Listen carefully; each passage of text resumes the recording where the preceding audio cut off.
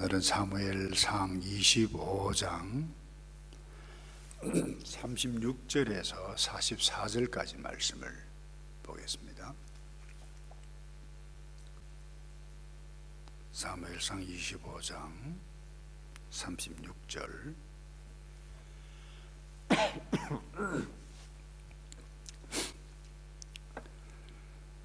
아비가일이 나발에게로 돌아오니 그가 왕의 잔치와 같은 잔치를 그의 집에 베풀라고 크게 취하여 마음에 기뻐함으로 아비가일이 받는 아침까지는 아무 말도 하지 아니하다가 아침에 나발이 포도주에서 깬 후에 그의 아내가 그에게 이 일을 말하매 그가 낙담하여 몸이 돌과 같이 되었더니 한열흘 후에 여호와께서 나발을 치심에 그가 죽으니라.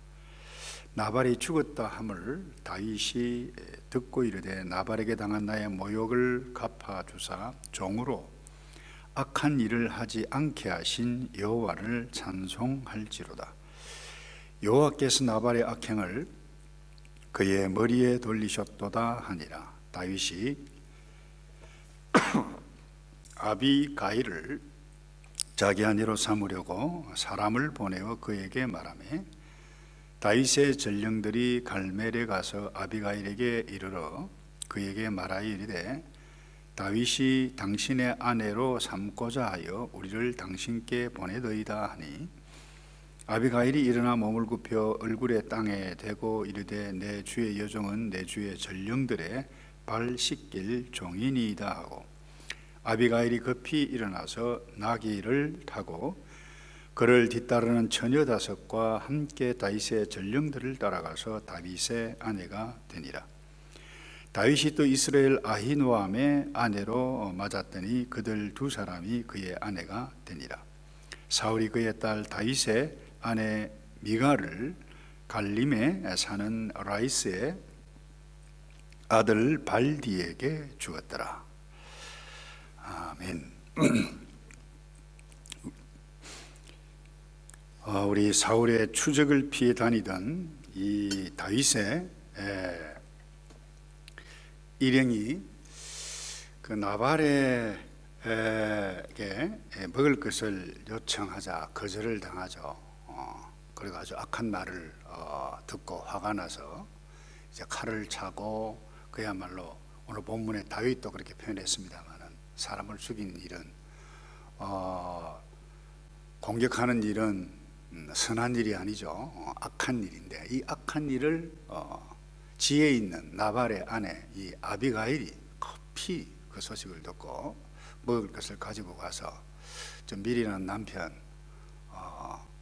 상관하지 마시옵소서 용서해 달라고 중재해서 넘어가게 되어지는 그와 같은 일들 우리가 이미 보았는데 근데 이 상황을 이제 나발이 뒤늦게 잔치가 끝나고 난 다음에 알게 됩니다. 그 말을 듣자 오늘 본문에 그렇게 기세등등한 그가 낙담합니다. 그리고 얼마 죽지 않아 열흘이 지나서 죽게 됩니다. 근데 38절에 이렇게 기록을 하고 있죠. 여호와께서 나발을 치심에 그가 죽으니라. 오늘 말씀을 함께 나누고 가기 원하는 것은 우리가 성경의 전체 인물이나 특별히 이 역사서에 등장하는 사람들 가운데 그들의 삶의 흔적들이 이렇게 발자취들이 나와요. 얻는 교훈들이 많은데 좀 정리해 보자면 이래요. 자기 자신을 망가뜨리는 사람이 있는가 하면 자기 자신을 흥하게 하는 사람 이렇게 둘로 구분해 볼 수 있습니다만은 특별히 사무엘서 이 사울 보십시다.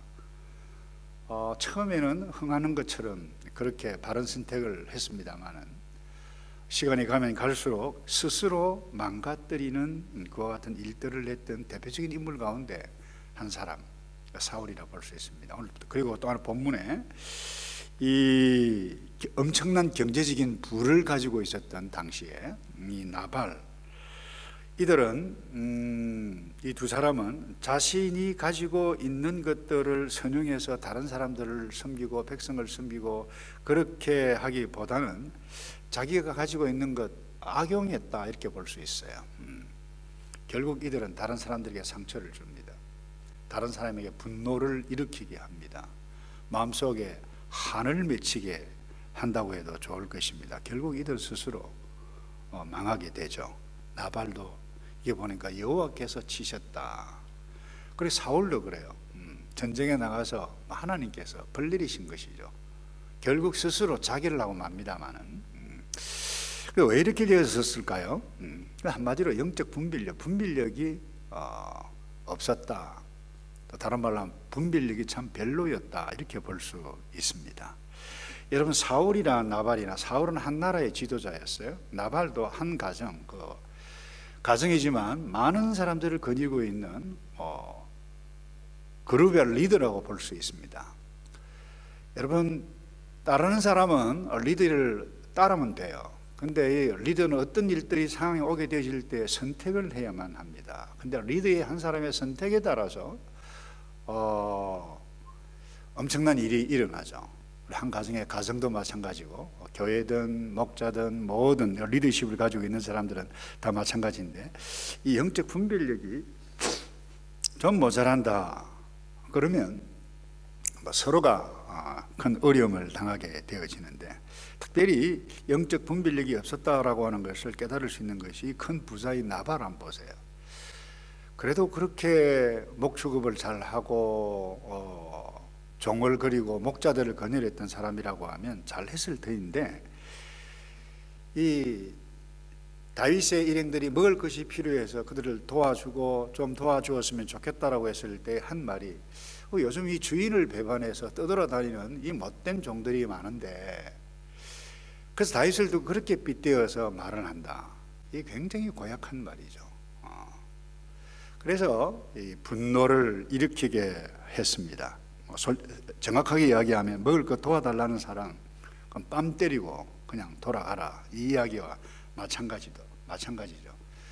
근데 그와 같은 일들을 하면 반드시 어떤 이 리스폰스가 올 것을, 적어도 리더라고 하면, 사람이라고 하면 기대를 해야 할 텐데, 왕 같은 잔치를 벌렸어요. 이것 보고 뒤늦게 알았던 이 아비가일을 보고 아마 기절초풍을 했을 것입니다. 저 남편 정말 미련하다. 급히 먹을 것 가지고 그 다윗의 일행들이 찾아가서 설득을 하고, 이와 같은 상황에서 다시 이제 돌아와서 중재를 막았습니다. 그런데 이제 잔치가 벌어지고 있는 때에는 말을 하지 않다가 아비가일이 이제 술이 깨고 난 다음에 이야기를 하니까 몸이 굳어서 그야말로 어찌할 바를 몰랐다, 이렇게 되어졌는데, 이것 딱 보면 정말 참 몰라도 무엇을 많이 모르는 사람이다, 나발이 말이죠. 사울도 마찬가지입니다. 여러분, 사울이 한나라의 왕이거든요. 그런데 국가적인 위기가 탁 당했는데, 그 어린 꼬마지만 이 다윗이 나가서 용기를 내어서 골리앗을 물리치고 돌아왔을 때, 물론 예루살렘 그 여인들이 참 철없는 노래를 했습니다마는, 사울이 죽인 자는 천천히요 다윗은 만만히로다, 그 말 듣고 기분 좋아할 사람 아무도 없어요. 그럼에도 불구하고 한 나라를 다스리는, 통치하는 이 사울이라고 하면 기분이 나빠도 뛰어넘어가야 할 부분이고, 또 하나 역으로 그래요. 우리나라에 정말 좋은 젊은 인재들이 많구나, 다윗 참 나와 함께 하면 참 우리나라가 굉장히 부강해지겠구나, 이와 같은 관점을 가졌으면 얼마나 좋겠습니까만은 그러하지를 못했어요. 한마디로 위기 때, 선택해야 할 때 해야 할 말 하지 않고 잘못 말하고, 가져야 할 생각 가지지 않고 엉뚱한 생각을 가지게 되면, 이런 모습이 비극적인 최후들을 맞게 되신다는 거예요. 한마디로 영적 분별력이 없었다는 거예요. 그래서 오늘 아침에 특별히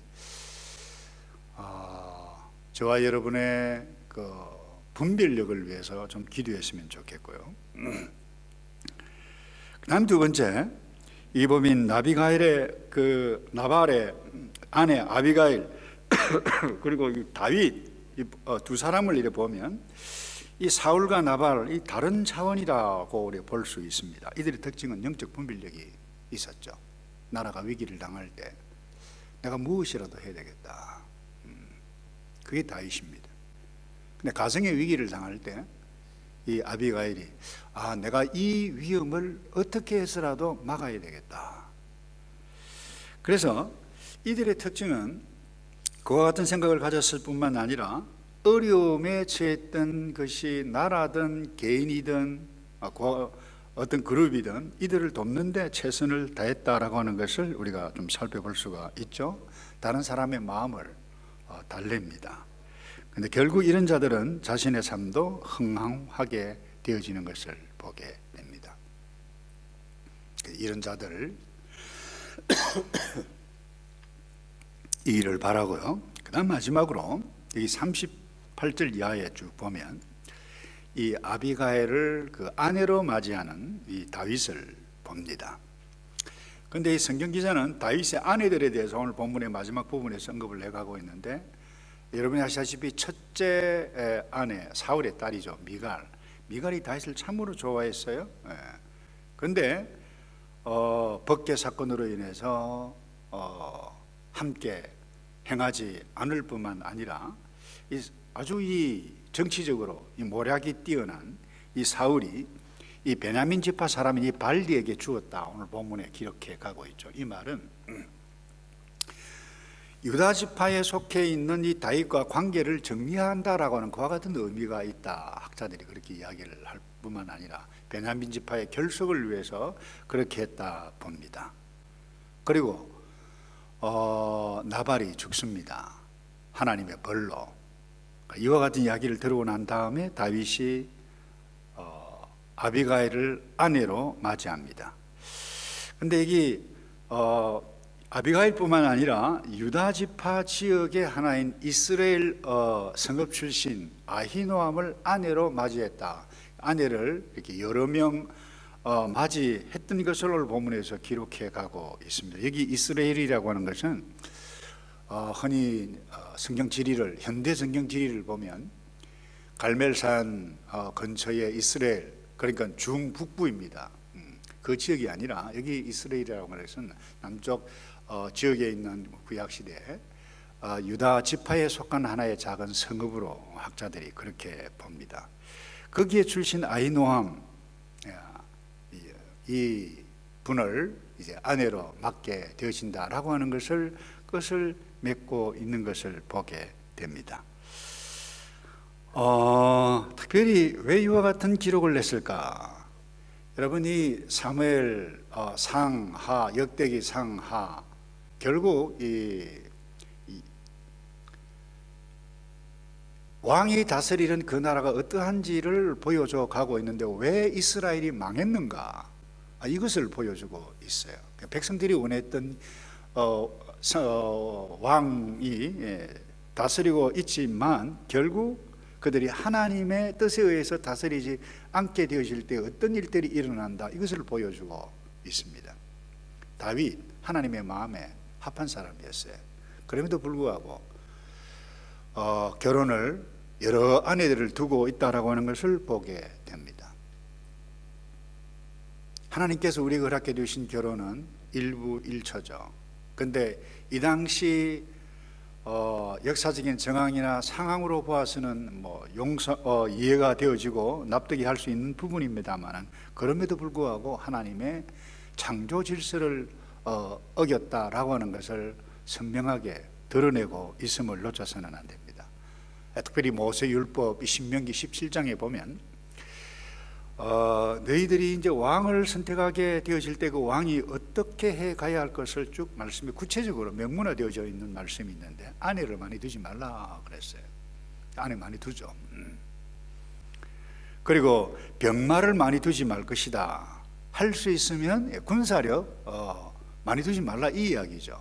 왜 이렇게 했을까요?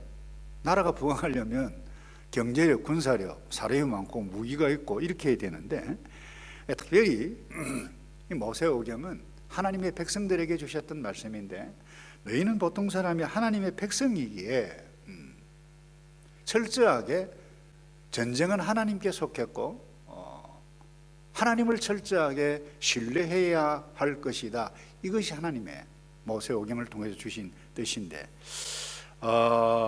이들이 그렇게 하지 않았다라고 하는 것을 보게 됩니다. 근데 병마를 많이 두지 말라, 또 아내를 많이 두지 말라, 애굽을 의지하지 말라, 이와 같은 말씀을 들었던 왕, 정확하게 이야기하면 단 한 명도 없었다고 봅니다. 왕이라 한다 할지라도 하나님을 의지하지 않으면 하나님의 능력과 지혜도 어느 순간에 떠나게 되어집니다. 사울이 그랬어요. 처음에는 백성들의 인정을 받고 이제 대단하다. 그런데 어느 순간에 자기 자신의 지혜와 사람을 많이 두고 또 하나님을 의지하지 않기 시작하게 되실 때에 정신이 나가죠. 무당까지 찾아갑니다. 나중에는 정신을 잃어버리죠. 하나님의 능력과 지혜가 떠나게 되어집니다. 말씀을 정리하는데요, 여러분, 오늘 저와 여러분은 보통 사람이 아닙니다. 베드로는 너희는 왕 같은 제사장이다 그랬어요. 우리가 왕이라는 거죠. 우리가 이 세상 가운데 살아가는 하나님 나라에 속한 왕들이다. 이와 같은 것들을 우리가 영적인 신분이 이와 같은 존재라고 하는 것을 놓쳐서는 안 됩니다. 개인이. 그래서 내가 영적 분별력을 잃어버리면 나의 삶도 영적으로 죽게 되어지면 그건 얼마나 비극이에요. 그래서 철저하게 하나님을 신뢰해가고 하나님의 법을 따라 살아가는 것이 최고의 힘, 최고의 능력임을 믿고 숱한 위기 상황 가운데서도 내가 어떤 선택을 해야 할까? 사업, 인간관계, 또 교회를 섬기면서 그 어떤 어려움들이 나타나게 되실 때 내가 어떤 말을 하고 어떤 선택을 해야 할 것인가? 그렇게 바른 선택을 해가는 성령의 사람이기를 축복합니다.